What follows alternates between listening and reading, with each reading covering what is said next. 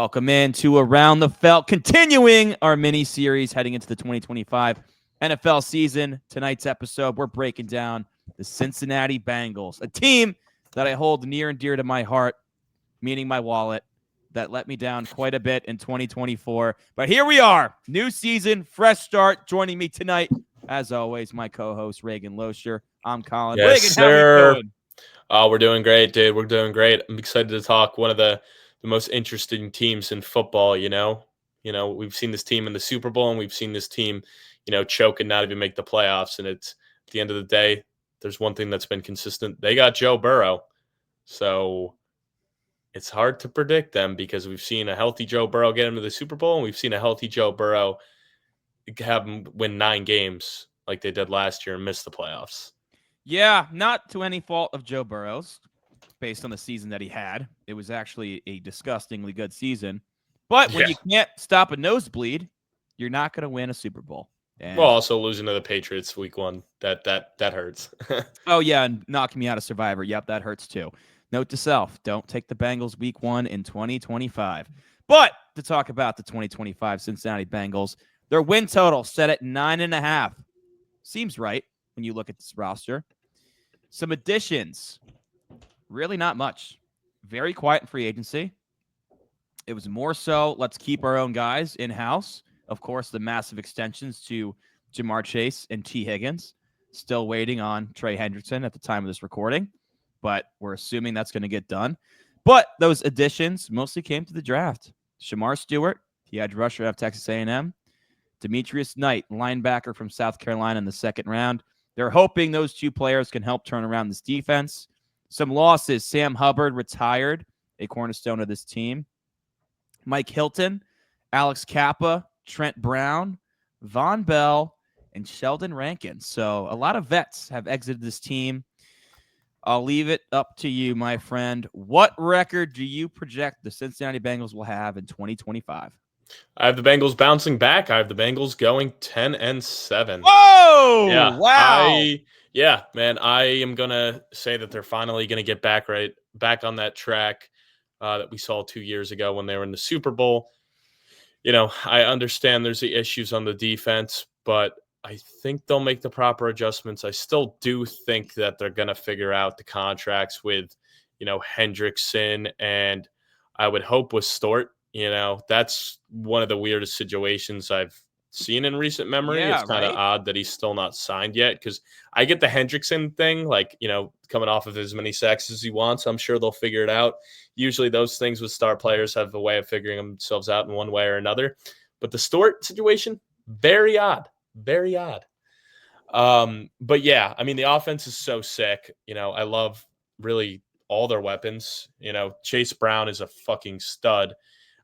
T. Higgins, Jamar Chase, studs. Chase Brown is Yoshi your guy. Boss is a nice number 3, but Chase Brown, man, he is going to cook for fantasy this year. I mean, he's a guy who could end as the RB1 this year with the volume he got last year when he finally took over. So don't be surprised at all, if he ends as the number 1 fantasy running back. Oh, that might be spicy. No. Don't be surprised, bro. The volume that guy's going to get, stud. Volume, yes, but they faced the toughest schedule of run defenses in the league this year. I don't care. He's great as a receiver as well. That's the thing. He's going to get the volume, and all he needs is a couple touchdowns, but he's a 3-down back, and it's pretty rare. So, and I think in a lot of drafts, he's like a late second, early third. So the value's there. You don't get a lot of bell cows for fantasy that late in drafts. So definitely would be taking that man. But yeah, give me 10-7. I do think the Ravens win the division, but I think this is a wild card team for sure. Wow, Reagan. I also have the Bengals at 10-7 as a wild card team. When I before we started recording, I thought he was going to have them with an 8 or 9 win season. No. Very, very happy you agree with me with the 10 wins here. Well, I said but it first, of course, you just copied me. No. But, of course, as we mentioned, they got to get off to a hotter start. They can't dig themselves a hole at the beginning of the year like they've done repeatedly. They started 0-3 last year, and, of course, that famous week 1 loss to the New England Patriots, who everyone thought, this team might go, winless, with Jacoby Brissett at the helm, they were that bad. Yeah. They can't do it this year. They start at Cleveland and then home versus the Jags. You can't start off 0, like that's got to be 2-0 in this division. Like it has to be, right? So for me though, the reason I have them at 10-7 is Burrow, Chase, Higgins, lesser extent Chase Brown. But this offense is just Show some respect. So high powered. It's a juggernaut. I know it's your boy, but I'm not the biggest Chase Brown guy. But for Burrow, oh yeah, if my memory serves me correctly, you were big on Zach Moss. We made a dynasty trade, and you got Zach Moss, and you're like, "Yeah, you dumbass! I got the RB1 from you." And I'm like, "Well, I still have Chase Brown on my roster." Well. I didn't. Truth be served. Truth be told. All right, so I'll get back to Joe Burrow because now I gotta go back to this. Debunk it, bro. Before Moss got hurt in week 8 and was out for the season, he had 97 touches compared to Brown's 94. And then after that, Chase Brown was a bell cow, 84.4% of carries. That is legit. That is a legit timeshare. So, but he only ranked 27th in yards per carry and 46th in explosive run rate out of 55 backs. That's why I'm not super high on him as a 3-down back long term, but you can't deny the volume that is set up for him in 2025. So you are right there. Yeah, I am. Yeah. So I just don't want to spend too much time on arguing Chase Brown. And exactly. Zach Moss. Yes, Zach Moss. But I'm not worried about Zach Moss. I heard a lot of reports that he's falling down the depth chart anyway, and I would imagine P. Ryan will definitely have a bigger role on like third down blocking situation because he's actually a solid third down back. And Taj Brooks is also an interesting option. So to me, I mean, Zach Moss could definitely be a cut candidate if anything. Like I wouldn't be shocked if he's cut by the time the season rolls around. I would say right now I'd have more confidence in P. Ryan getting more touches than Moss if they both run. I think Moss is going to get cut. I think one of Moss and P. Ryan is getting cut. Yeah, so probably. But back to Joe Burrow, the real reason this team's going to win 10 games. I mean, he led the league with 4,918 yards last year and 43 touchdowns. Both led the league.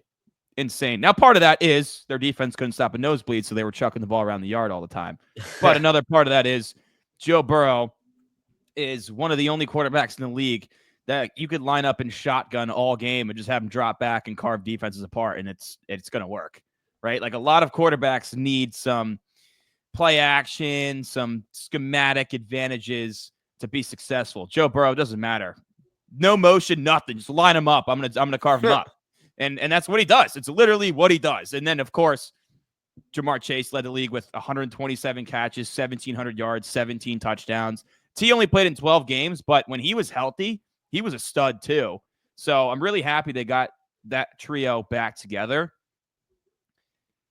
I am concerned about Burrow's health and him getting sacked because it's something the Bengals have not been able to figure out yet. He was sacked 48 times last year. He's been sacked 164 times in the last 4 years, which is the second most in the league.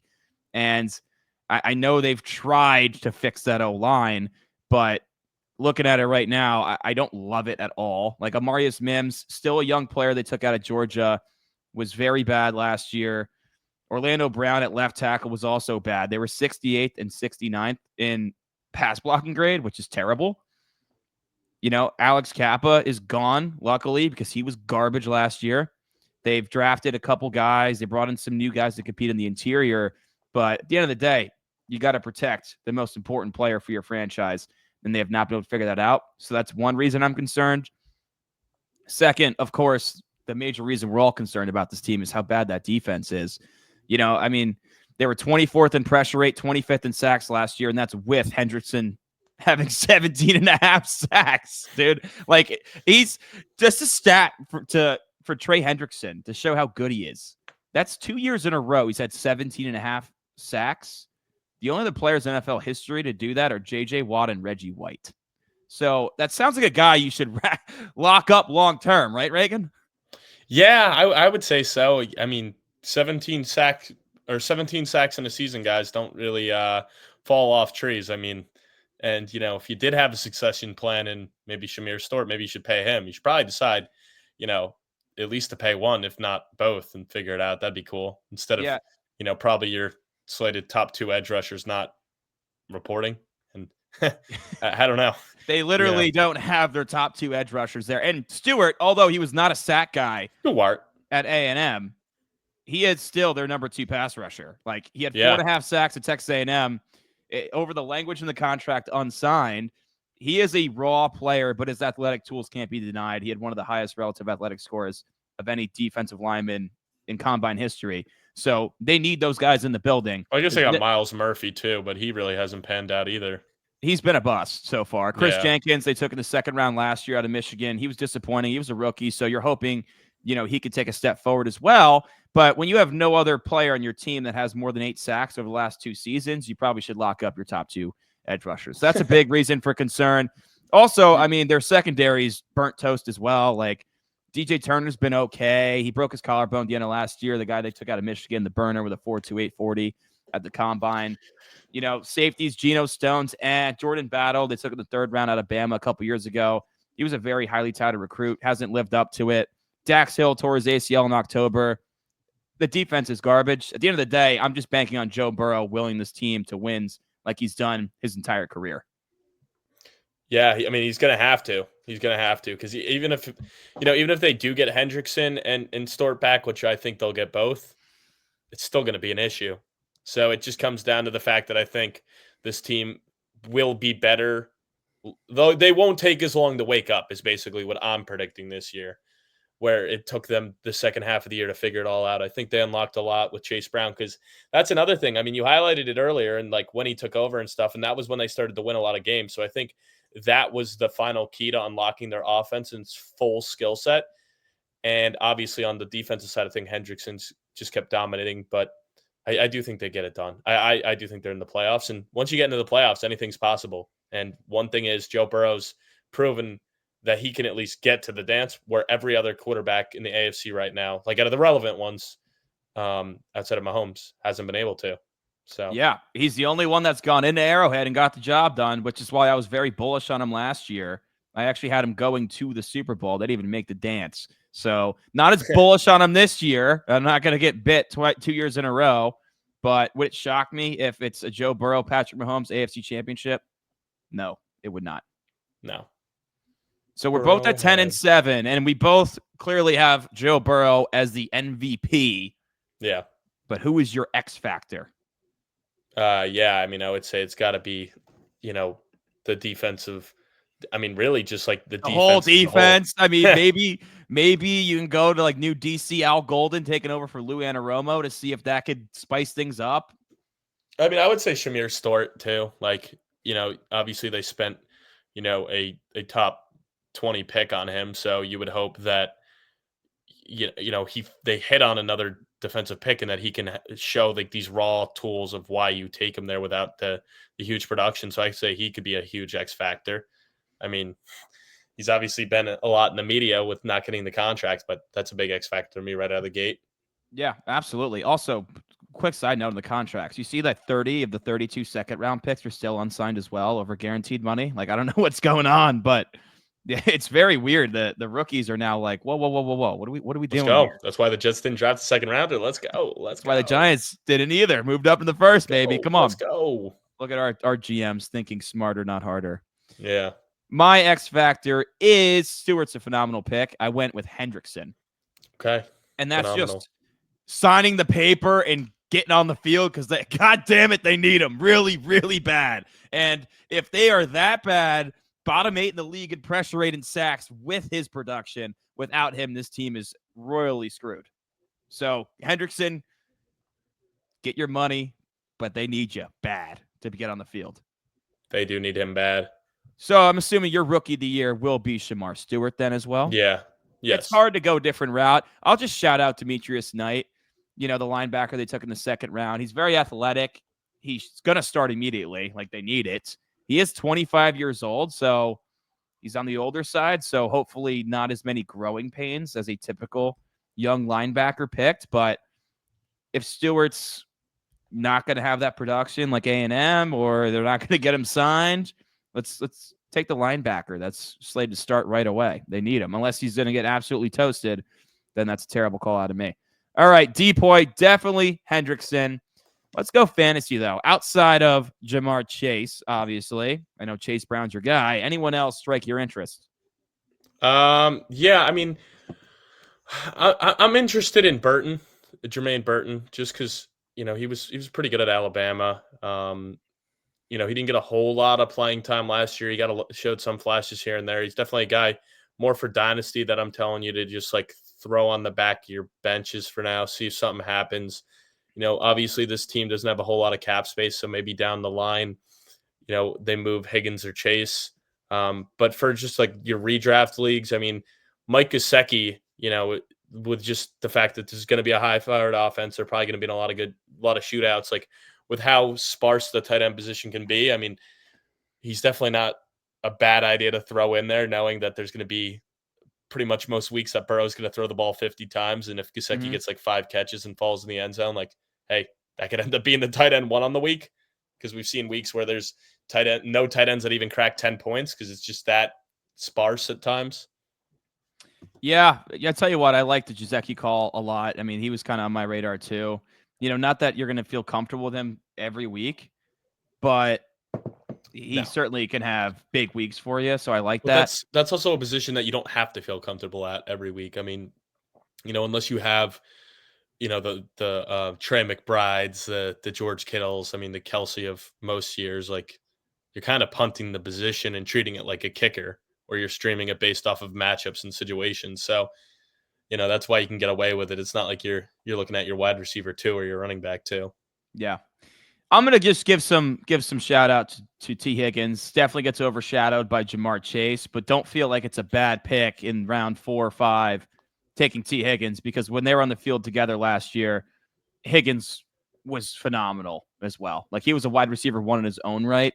Now, certainly, I think you could take advantage in redraft leagues on the discount you'll get, given that Jamar Chase is a top 2-3 pick in the entire draft. But Chase has never missed time. If that were to happen, T. Higgins is a top 6, 7, 8 wide receiver in fantasy football. So, T. Higgins, don't be afraid to take him. He's going to be really good. He's going to have 1,000 yards for you. Okay. All right. I don't mind that. I mean, listen, as long as he stays healthy, and it's usually like concussions or hamstrings. They're not long injuries, but yeah, if he could play 17 games, I mean, that would be awesome, because a lot of times he ends up playing like 12 to 14, and it's like, all right, yeah, he was good when he played, but it kind of hurt me on those weeks he missed. So it would be nice to see him play all 17 and what he really could do, because he could be a guy that's flirting with like 1,300, 1,400 yards, maybe even 1,500 if all goes well. Like, could we see the first duo ever to both have over 1,500 receiving yards? That'd be crazy. Has that happened before? Probably not. There's no way that's happened. No shot that's happened. But like, this would be the duo that I think in the National Football League that could do it. Yeah, I mean, definitely. I doubt that's happened. Well, that wraps up our Bengals episode. Drop a comment. Let us know. What are your thoughts on the Bengals heading to 2025? Does Joe Burrow have the magic in him to beat Mahomes yet again and get to the playoffs? Make sure you check out the remainder of our series. Reagan, any last words from you? No, just let's take Chase Brown and fantasy football to the moon. Come on, and Bengals fans, let's make the playoffs. Let's go make another Super Bowl, man. I'm buying some Bengals stock this year. I'm liking it. I feel like everyone's down on them in the national media. They're all trying to pick them apart, but I'm ready to give them their flowers, and I think they'll figure it out. I really do. Let's go.